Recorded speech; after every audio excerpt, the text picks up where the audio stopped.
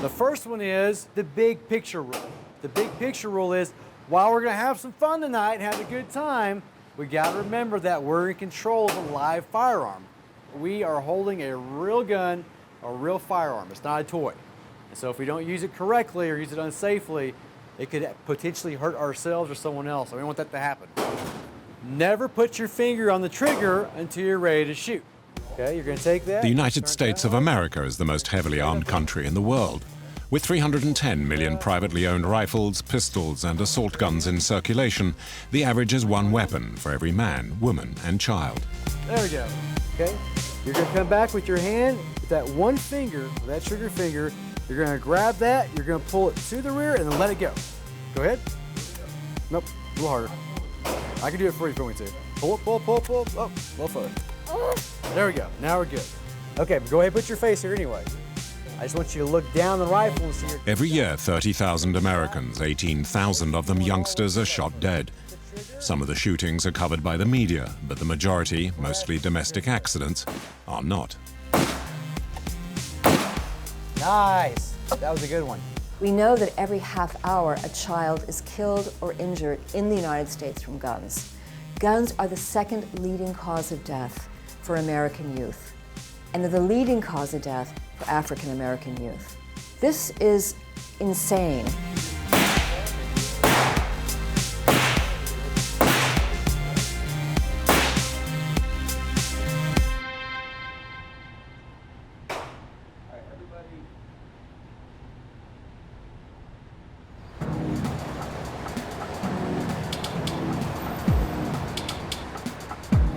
Detroit is largely a city in ruins, with one of the highest crime rates in the United States. Here in Detroit, this is the situation that was all too common. You get houses that are abandoned or burnt down, and apparently it's too much political headache to tear them down, so they leave them up. And it's kind of sad because right next to them you have houses that are actually people are living in, and across the street you have nicer houses, but every block has houses like this that is a breeding ground sometimes for, danger, people lurking in there, squatters. It's just something that happens, and that's why people like me, I've chosen to arm myself and protect my family. And I don't see it, I don't see an issue with that, and there's a lot of people that don't. Anthony Cole has lived here all his life and owns 6 pharmacies. The staff carries weapons and work behind bulletproof glass. More guns are hidden in the numerous false shelves. Like many Americans, Anthony unconditionally supports the Second Amendment of the Constitution, a few lines written in the late 18th century that guarantee every citizen's right to self-defense and the freedom to bear arms.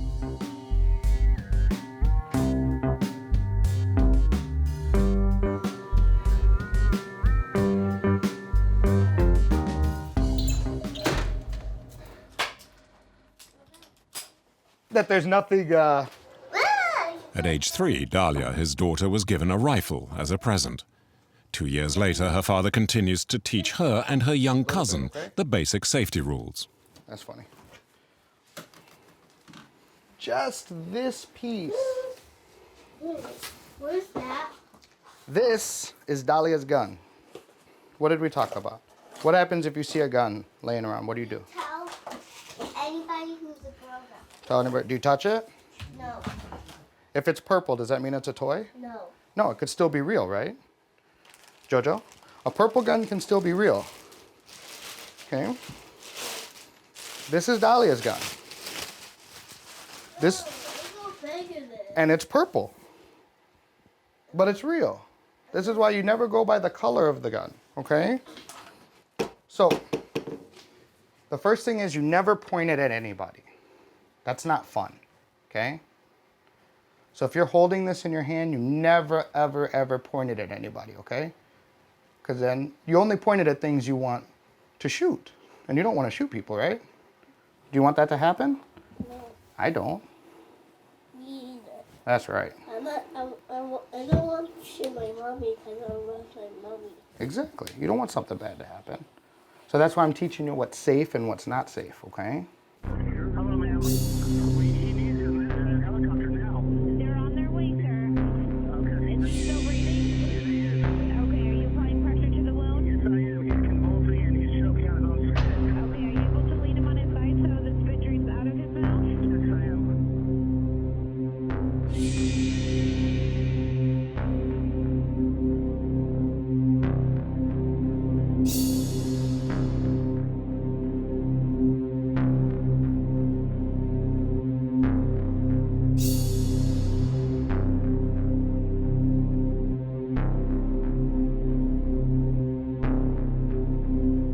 Given the increasing number of accidents, some associations are taking action. The Brady campaign is one of the oldest and most powerful lobbies against weapons in the United States.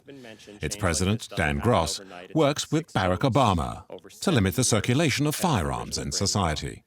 We need to start a real conversation about the risks of guns in the home. One of those really striking risks is the risks to kids. 9 kids in our country are shot unintentionally, accidentally, every single day. Hundreds take their own lives every year. We see school shootings happen with such frequency. The overwhelming majority of all of those tragedies, and every one of those is a tragedy, whether they take their own life, it's unintentional, or it's a school shooting, happens with parents' guns. Guns that parents bring into the home, largely with the idea that it makes a home safer.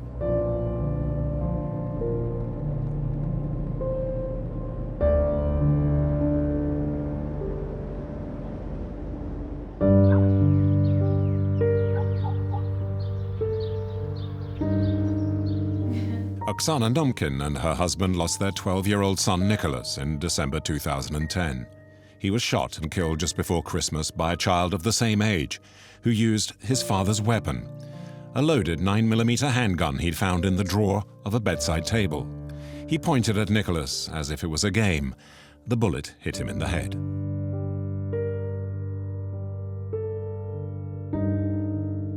He just said, "I don't know how to tell you this." And to tell me what? And he said, Nicholas was shot. When I arrived there, a few minutes after that, a neurologist, a doctor, came out, and he said that they ran some tests and that Nicholas had no brain activity.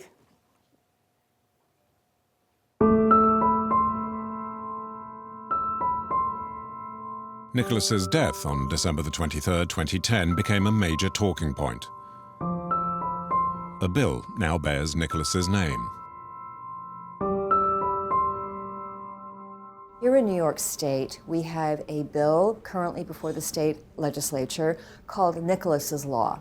Now, Nicholas's Law would require gun owners to store their guns safely and securely in a locked gun safe at all times when they're not using that gun. There is no way I'm going to let my son die in vain. What we're trying to enforce here is safety, especially because of the children, because children are curious. Little ones, big ones, they're going to find that gun, no matter where you put it. They are going to find it. And thinking that it won't happen to you is just, I think it's just plain stupid. Despite all the tragedies, most American people continue to believe that owning a gun is a guarantee of security. The States United, of which we're a member, decided to do a public service announcement, a video, an educational message to Americans about the dangers of a gun in the home. And the reason we wanted to do this is last December, there was a Gallup national poll and also one done by Pew Research, showing that more Americans, for the first time ever, now believe that having a gun provides more protection than not. With the support of the victims' families, some associations are taking increasingly bold action. In New York, where the possession of firearms is now forbidden, an unusual shop opened for business in March 2015. So we decided to try to get this message across by illustrating people coming into a fake gun store. They didn't know it was fake. Actually in the market to own a gun, thinking a gun would provide protection, self-defense. They had bought into this myth that the National Rifle Association has been perpetrating. The first gun I showed her was this revolver. It's the easiest gun we have to use. It's it's our most popular one. It's a 22 caliber 6-inch revolver. It's also a gun that a 5-year-old found in his parents' bedroom, went down and shot his 9-month-old baby brother with it. This is a 9mm semi-automatic. It's a very handy gun. It's easy to use. Carry it in a purse like that gal from the Walmart. 2-year-old son reaches into her pocketbook, pulls it out, shoots her. They thought, ironically, that they were protecting their 9-month-old. She thought she was protecting her 2-year-old. Every gun had a tag and a unique history, and so this caught the prospective gun buyer by surprise and got them to think about the wisdom of owning a gun. And most of them, in fact all of them, went away saying they would reconsider buying a gun or not buying one at all because they no longer saw it as a way to protect them. It is one of our rights, but my opinion has definitely changed. I don't feel safe with the gun. I was pretty blindsided by just the entire history of every gun in the store. And it made me actually think I'm not going to buy that gun. You're not a bad person if you bring a gun into your home with the idea of protecting your family. You're just misinformed because that gun does not actually make your family safer. That gun is 42 times more likely to be used to take the life of a member of that household than of an intruder. One of the few times that you had a bipartisan effort. This was a compromise that was fashioned by limited revenue source that was dedicated to repairing our roads and bridges.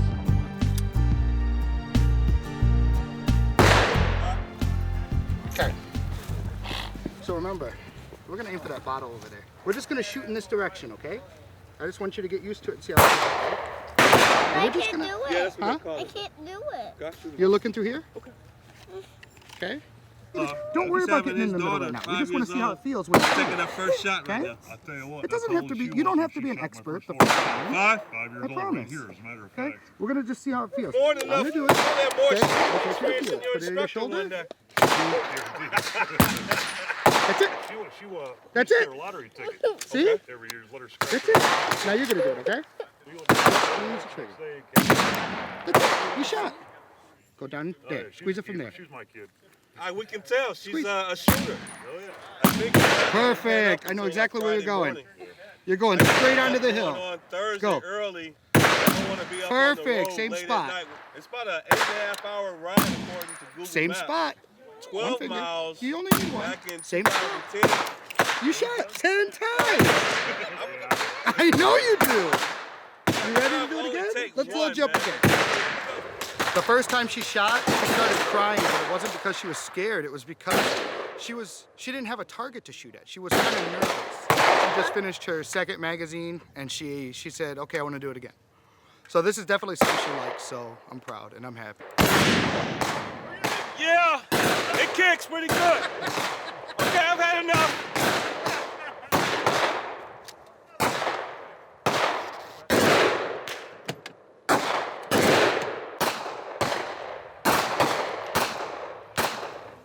Where Anthony Cole lives, in Michigan, they're so convinced that to live in safety, one has to own a gun, they're training their children to defend themselves at a very young age.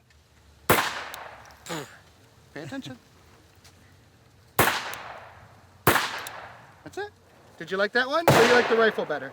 But I like the rifle better. Yeah. You like the rifle? She likes the rifle better. Because it's bigger. Keep those on.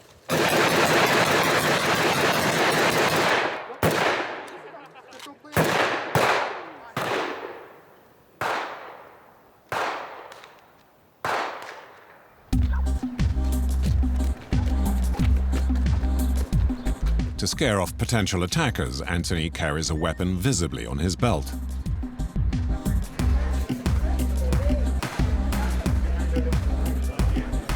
In the United States, this is called an open carry.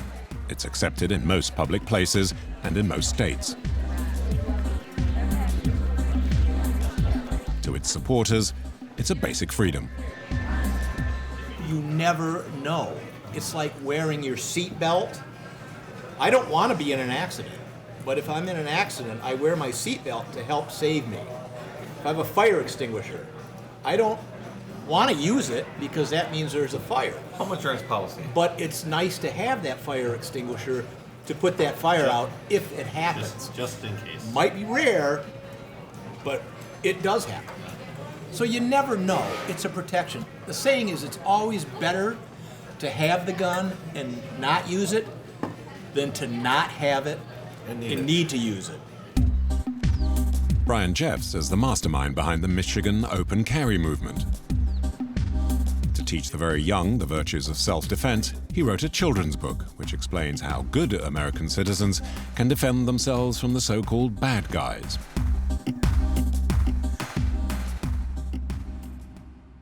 We found that there weren't any kids' books available that were really pro-gun. It was natural that we thought, hey, let's do a kids' book about open carry. We'll talk about gun safety, we can talk about the Second Amendment, we can talk about your right to self-defense and stuff like that. And so we came up with this book for kids. Dad would say, Brenna, there is evil in this world and we want to protect you the best we can. Mom would add, we are responsible for our own safety, and as an adult, someday you will be responsible for your safety as well as your family. They both like to say, when seconds count, the police are only minutes away. It's a kid's book, it's pro-gun.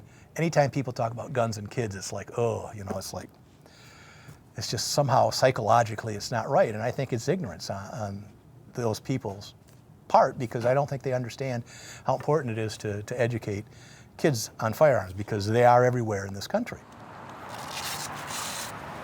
Surprisingly, the one place where possession is absolutely forbidden is behind the wheel.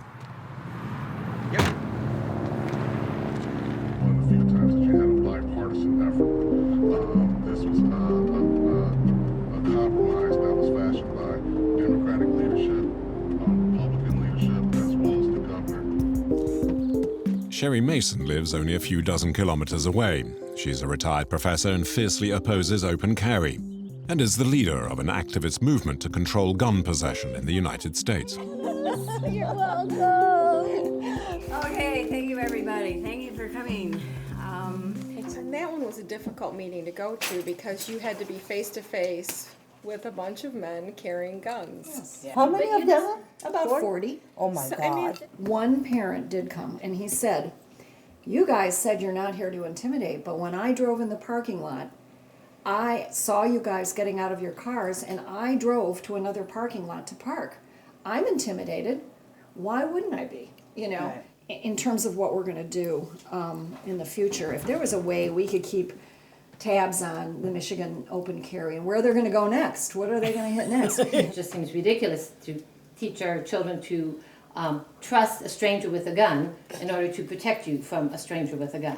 I don't understand it. I can't do that myself. So You know. I'd be happy to volunteer to be the Facebook page informal, watcher. All right. Michigan open carry watchdog. Okay, Sherry, great. You can be the lurker. Along with several other mothers in Michigan, they started their resistance campaign 15 years ago, after the death of 60-year-old Kyla Rowland, who was shot by her classmate in their school playground.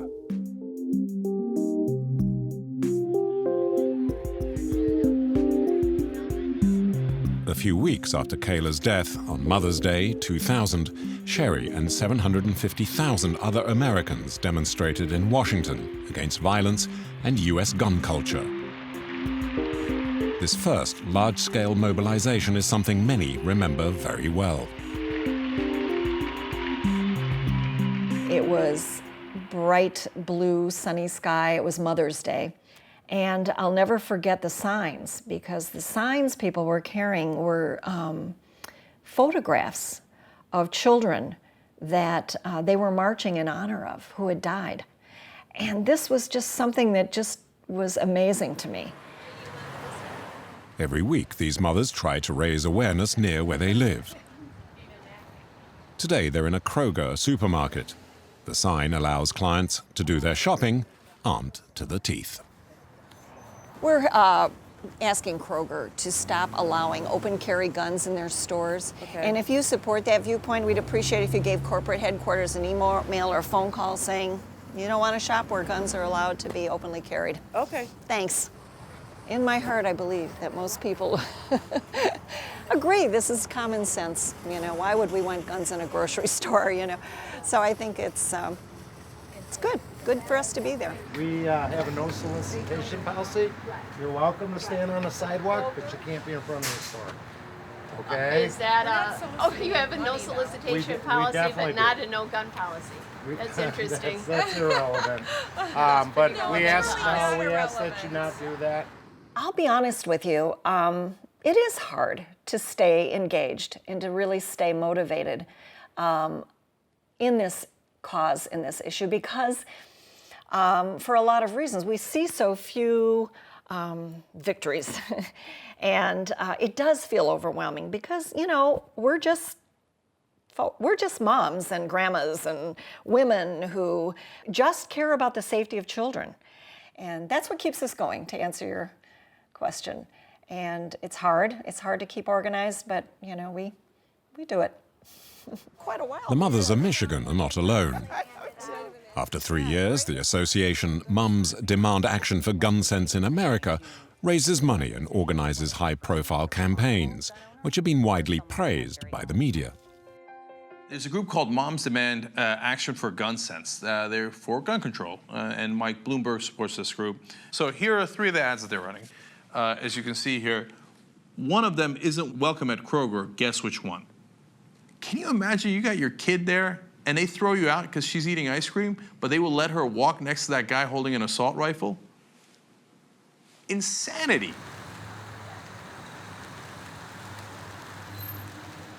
At Walmart, the largest supermarket chain in the United States, guns are openly displayed on the shelves, amongst the toys and camping equipment.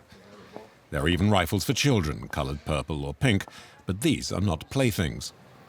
No, they're here.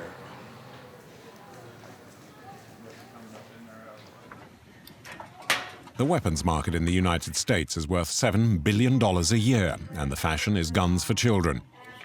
In the space of 2 decades, cricket sales have practically multiplied by 20. 60,000 mini rifles are sold each year. For the children. For children, yeah, for the children, yeah.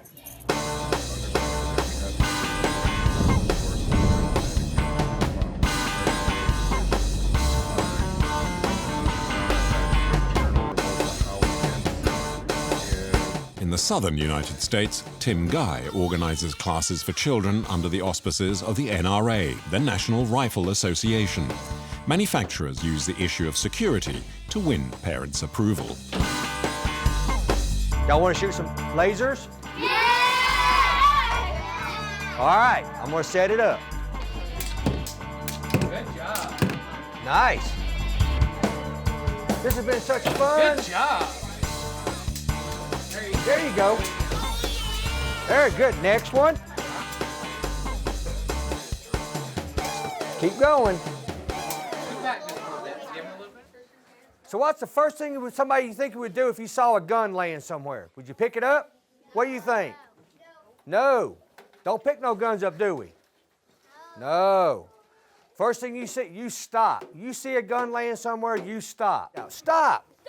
Then the next one is don't touch. So do this. Don't touch. Stop! Don't touch!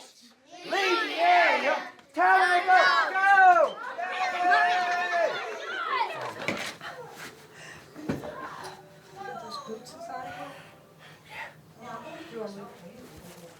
Don't zip me up yet, remember, I gotta put my feet on. Do we have the big poster of... It's on that table with the guns. Stop. Don't touch. Leave the area. Tell them to go. There he is! Hey! Everybody clap for Deputy Dog! Hey, kids! I hear y'all been doing some gun stuff. Stop! Don't touch! Leave the area! Tell them to go! Good. You have to educate children. You got to tell them, you got to explain to them, okay, why is this dangerous? What can happen? I need them to understand this thing goes off. There's no what we call gimme backs. You can't get the bullet back. You know, kids have video games nowadays. They make a mistake, they push a reset button, they get to start over. Well, there's not one here. Well, instead of trying to scare the children into saying, don't touch this gun or else, well, let's explain to them why, what can go wrong.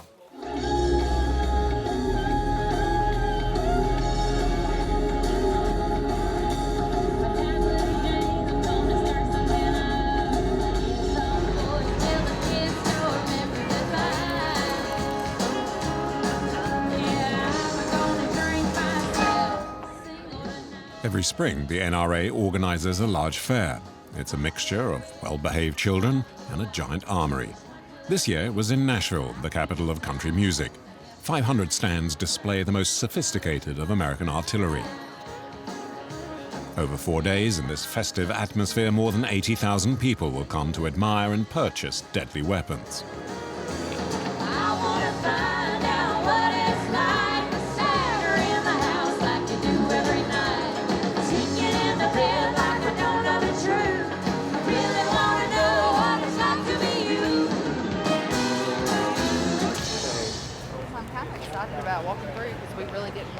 The Curran family believes in the American Holy Trinity: God, the Constitution, and firearms.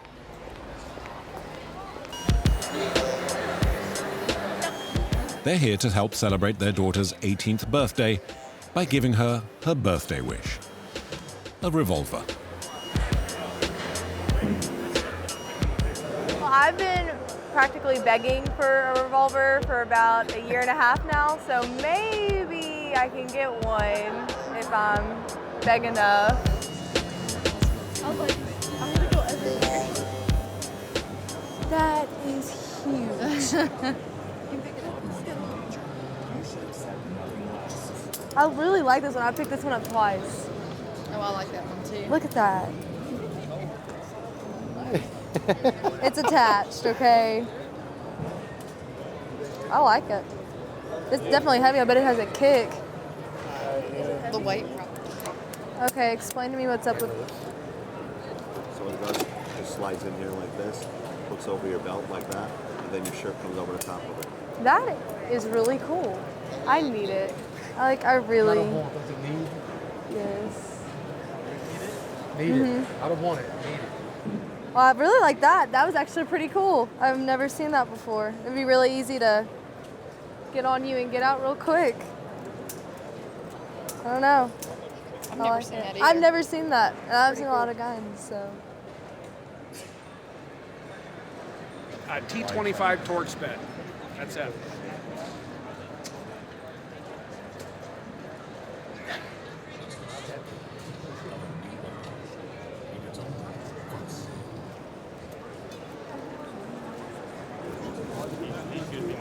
Our philosophy is, we've raised our children around guns, so they wouldn't be curious, so they wouldn't be likely to pick up a weapon and try to play with it as a toy.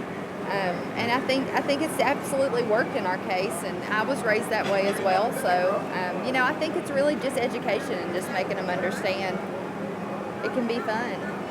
And you can be safe and have a good time.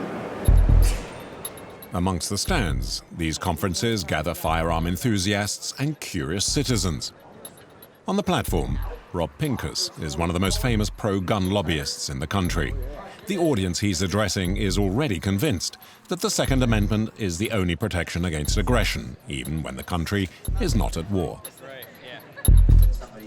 We're not talking about hunting heritage and firearms tradition. The Second Amendment isn't written for people to go hunting. The Second Amendment isn't written for people to go sport shooting.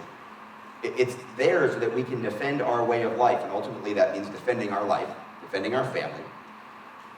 And if that's the primary reason you own firearms, give me your hand up in the air again. Primary reason you own firearms: personal defense, self-defense, home defense, defense of others. Keep them up, keep them up. If you own more than 5 guns, keep your hands up. I think the strongest point is that the responsibility to fight evil, and that sounds a little melodramatic, but the responsibility to be prepared to defend yourself is an incredibly important part of our society. When people stop defending themselves, evil increases. When people stop being prepared to fight, we know if I could snap my fingers and make evil go away, I would do that. I don't know how to do that. So I teach people to be prepared to fight evil when evil shows up.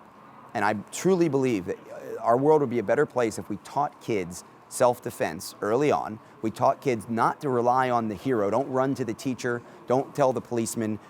Be prepared to fight, because it might need to be you that stops the bad guy. We'd have less abuse against women. We'd have less abuse against children. Guns are part of our world, and we have to educate kids about them.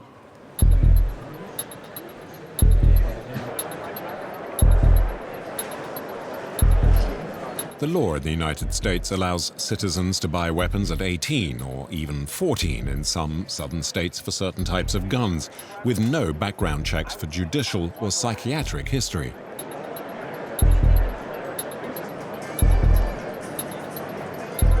To go to a gun show and be able to purchase a gun, or even be able to purchase it from another individual outside of a gun show in a private sale without a background check is just a reality. It can be done. And so that creates a landscape of potential, the people who shouldn't be getting guns, people with mental illnesses, people with criminal records, that gives them access to guns. And it's precisely these kinds of checks the anti-gun groups want to see made mandatory.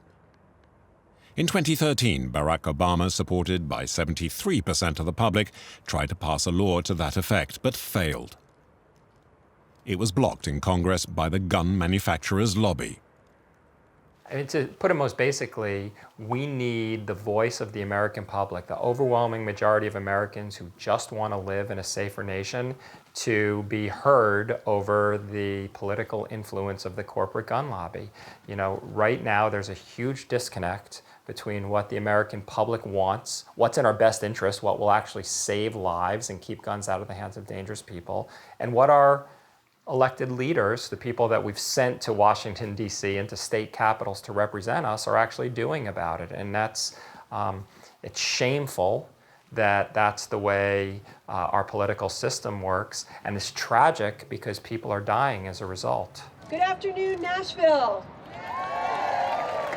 My name is Shannon Watts, and I'm the founder of Moms Demand Action for Gun Sense in America. On the sidelines of the NRA Congress, a victims association organizes a demonstration. Mums Demand Action was set up in 2012 after the Sandy Hook massacre in Connecticut, when 30 people, mostly children, were shot dead. Its 2 million members support gun control law. Together with Everytown for Gun Safety, we said we'd go toe-to-toe with the gun lobby, and that's why we're here today. Together, we are shining a spotlight on extremist policies that the gun lobby used to pass in the dark. The gun lobby is worried about losing their profits and their influence, but guess what we're worried about? We're worried about losing our children. Who do you guys think are going to win? Shannon Watts has invited relatives of the victims to speak, voices and tears against firearms. Less than a year ago, my son, Christopher Ross Michaels Martinez, was shot and killed in Isla Vista. He was another casualty of the daily carnage in our schools, homes, towns, and cities. Today, it can happen at any time, any place, to anyone in America. I support the Second Amendment. I am not anti-gun. I'm anti-gun violence.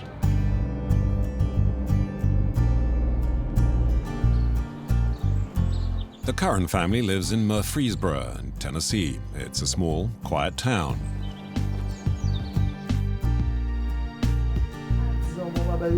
Still, their home boasts an impressive arsenal.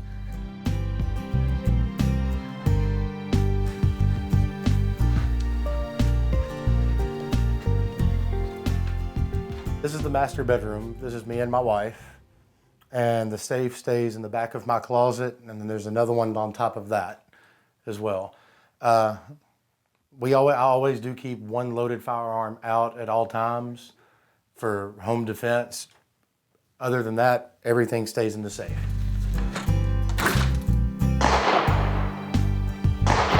The weapons are not only there for protection.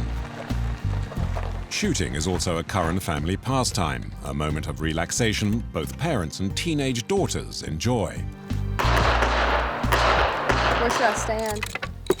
As far back as you want.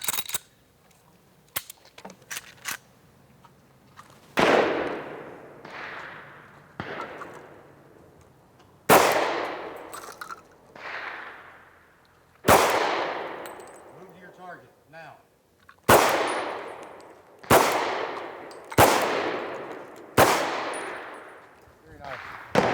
Next time you order shotgun shells, I want you to try it a little bit faster, okay?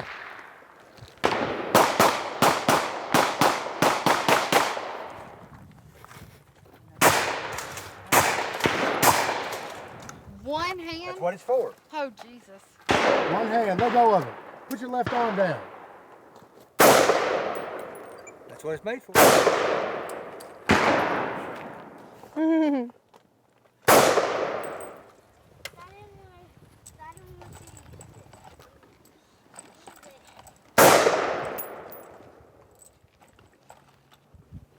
What'd you say? 2 through 3s.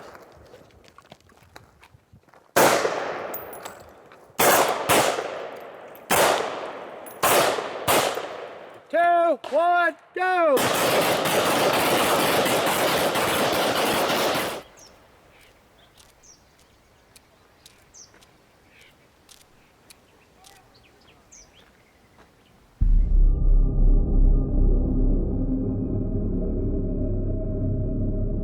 What happened at Sandy Hook School, Connecticut, is one of the most appalling incidents to shake America in recent years.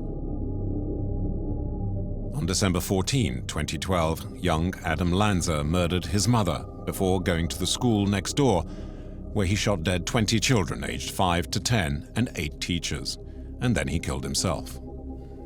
A few weeks before, on his birthday, his mother had given him a machine gun, even though the young man suffered from psychiatric disorders.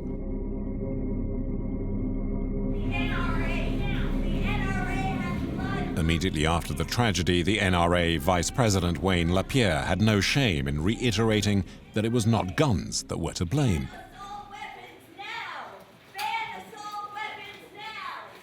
As parents, we do everything we can to keep our children safe. It's now time for us to assume responsibility for our schools. The only way to stop a monster from killing our kids is to be personally involved and invested in a plan of absolute protection. The only thing that stops a bad guy with a gun is a good guy with a gun. You know, what Wayne LaPierre did was, a week out of an unthinkably horrific tragedy that rocked our nation to the core, gave a press conference and said that the answer was arming teachers and putting more guns in school. He knew he wasn't right. He didn't care if he was right. He knew people were going to call him crazy. But the goal was just to distract from the very real things that we can do to keep guns out of dangerous hands. But far from cooling support for self-defense advocates, dramas like Sandy Hook result in increased gun sales throughout the country. It seems to be a competition to see who will be the best armed to respond to the next attack. Now, when you have a determined killer who has chosen to go after kids in a school, and you're going to just simply say, well, let the police handle it, I think you're being naive. We're not going to tell every teacher you need to have a gun. It's ridiculous.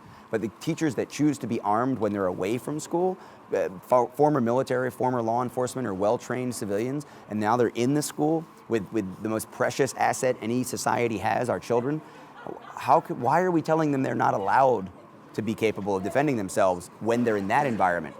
Doesn't make any sense to me. Local firearms instructor Johnny Price, appalled by the Newtown massacre, came up with his own plan. Free gun classes for teachers down in a school canteen. How many of you guys are teachers, staff, all that stuff? Raise your hands, teachers and staff. There we go, which is the majority of everybody in. But could an armed teacher take out a shooter with a semi-automatic weapon and prevent another massacre?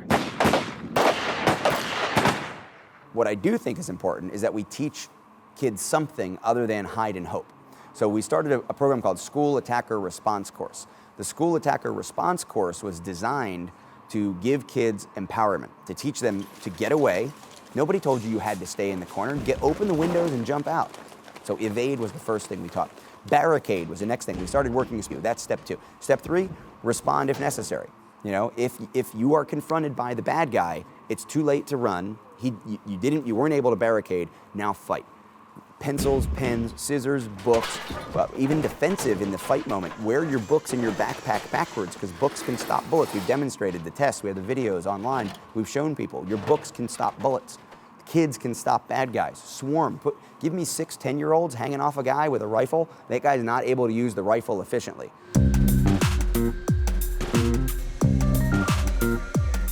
manufacturers can smell a deal and are competing to help schools defend themselves. Just after Sandy Hook, George Tunis, a protections manufacturer for the police and the army, started to produce bulletproof items, especially for schools, using an ultra-strong fiber. We started to make shields for SWAT teams, lightweight shields that could be used for police officers, that they can actually use in the event of a riot or a difficult bust or a border interdiction. Unfortunately, the Sandy Hook incident happened, and we realized that if the armor wasn't inside the school at the beginning of the incident, it wasn't going to get there in time. And that really led to the evolution of the bulletproof whiteboard. In this case, this one happens to be blue, but it was a product that was designed to go into schools, be something you can teach with, much like an artist's palette, but two hands, and this thing becomes both a defensive and an offensive weapon. Someone holding a gun with one hand, with his hand in the trigger, if I hit you with this, the first thing that'll happen is the gun will go up, down, sideways, but it won't be pointed at you anymore. In this case, here's a whiteboard that was shot up. This is 9mm rounds. This was 30 rounds shot into this whiteboard. It stops all of them, and they're all inside.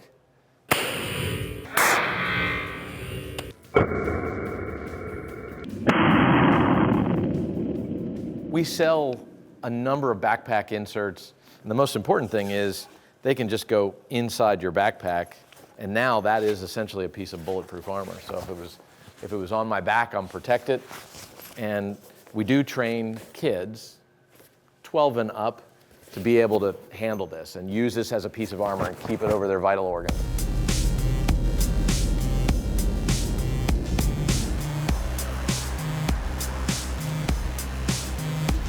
George Tunis is in Berlin, a peaceful town in Maryland, to visit one of the first bulletproofed schools in the country.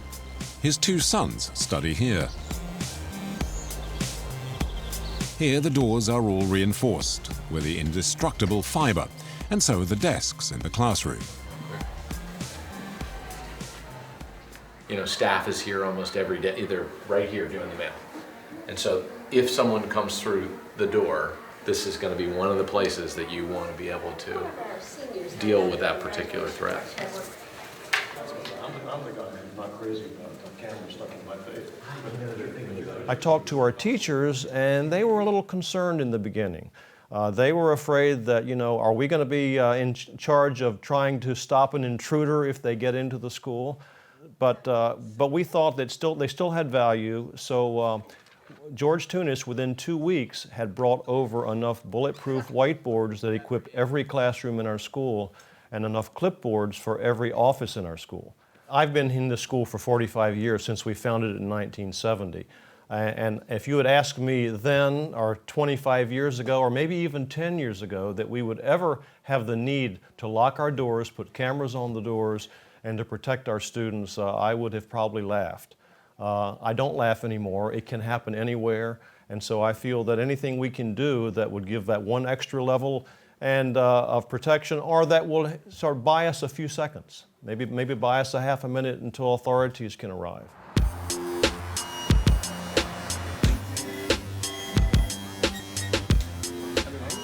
The Sandy Hook massacre outraged many in America.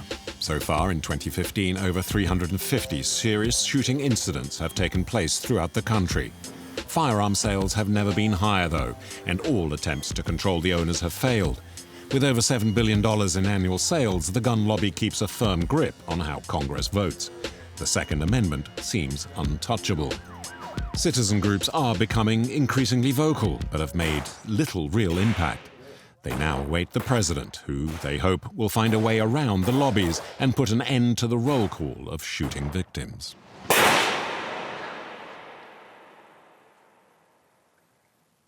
Charlotte, Daniel,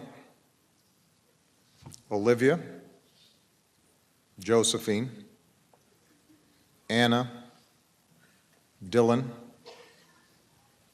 Madeline, Catherine, Chase, Jesse, James, Grace, Emily, Jack, Noah, Caroline, Jessica, Benjamin, Avliel, Allison. God has called them all home. For those of us who remain, let us find the strength to carry on and make our country worthy of their memory.